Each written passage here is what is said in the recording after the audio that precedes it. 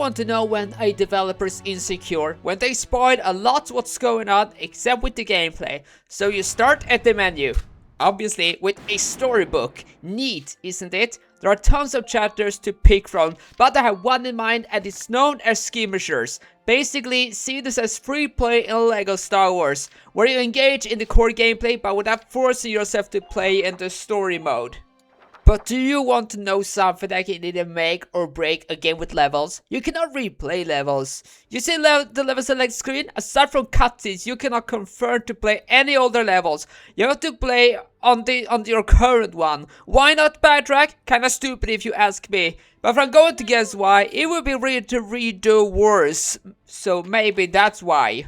So, assembling a team of different soldiers. There are plenty of them with unique abilities. And stats, it's almost time to fight. So how do you do war gameplay without the risk being banned? You change the genre, of course, from shooting soldiers with free range everywhere to one single spot with little freedom. Sounds boring, right?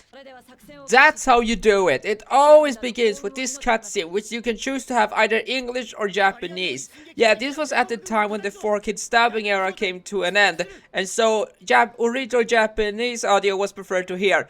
You were able to change the language and subtitle of these two. No Swedish dub though! But how does somebody play this game? What and how do you play it? Well, as you can see, it always places you right here, and this is your job to occupy the enemy camp. This is done getting through and killing soldiers along the way, but you can only move around until this gauge runs out.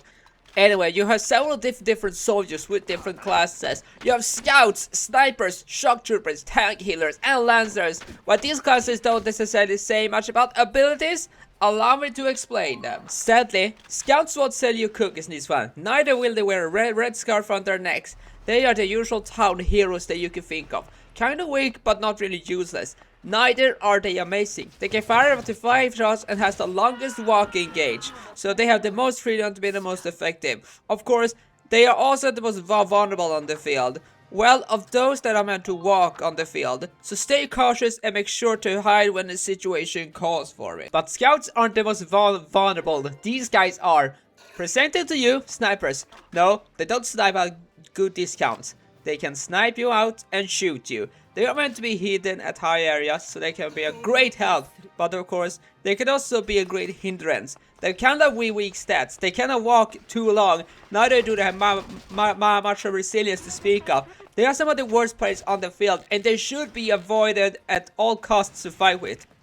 That is, on the offensive, they are doing a great job at fighting on the sidelines, taking aim and kills soldiers. At worst, 3 shots. At best, 1 shot.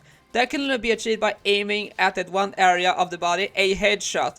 They are like glass cannons. They can either be a great help, or they can just be a great body to kill.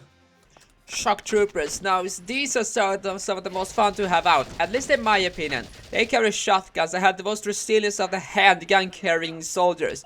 They don't just carry the most powerful guns, they also have the armor to take a good amount of damage before it's game over. Heck, they can shoot the most shots at one time, and together with others, it's like visual aids smart to see them shoot together. While they probably are the best foot soldiers, they still have the weakness of walking. They can only really walk short distances, which can deal much damage if not resilient. Lancers are more glass cannons than snipers. Unlike them, being out on the field is a necessity for them. Their purpose is to shoot big shots to take out enemy tanks. Therefore, big handheld cannons is a must for them. Now, that does sound very sweet, but why not just always use the biggest shots? Well, that's where the issue lies. They are not great to rely on.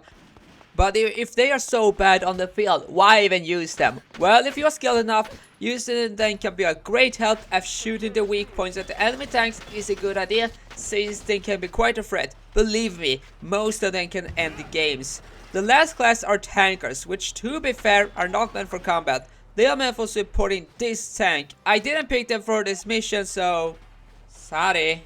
Speaking of the tank, this bad boy is with you throughout the entire game and is known as Edelweiss. Yes, the same name as the flower. It is actually the most powerful weapon in your arsenal.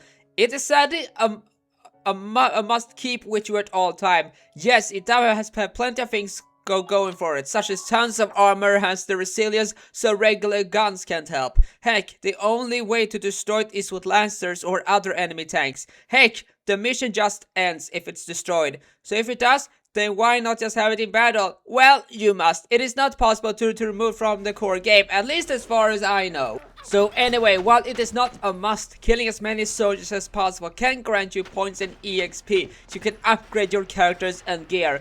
The big goal is to reach the flag to occupy the enemy camp. I did it, I failed, and you have to end it all. What you have been seeing in this gameplay are skirmishes, basically standalone battles without relevance to the story, and it's a good method to gain EXP points to upgrade to new abilities, if that is your thing. So what about the art style? Well, this was released back in 2008, and at the time the anime book with Japanese dialogue with English subtitles had begun to take shape, so it was a no-brainer to embrace those aspects. But it wasn't a new concept. Embracing authenticity instead of shitty 4-kid stuff was the way to go. It looks great, and at the time and nowadays too. The animations are decent and the voice acting is good as well. There isn't really that much to complain about. It doesn't really contain not that much 2000s cheese. Neither is it awkward dialogue within the game itself. Like I said, there's something to complain about, and that's the level select. There's no level select to speak of. Once you beat the level, you cannot replay it. It can only be replayed upon beating the game, and believe me, these are good levels to play. Why not do it that way? Maybe they thought replaying levels would be weird within the context of a war game. Regardless of why, if it wasn't for the skirmishes, it would go from an 8 out of 10 to a 5 out of 10. Valkyria does have something to offer. If strategy is something you like, then why not? Sure, it doesn't really stand out in the grand scheme of things, but it does work well. If a war game without reality to think of is the way to go for you, then go ahead and shoot their hearts out.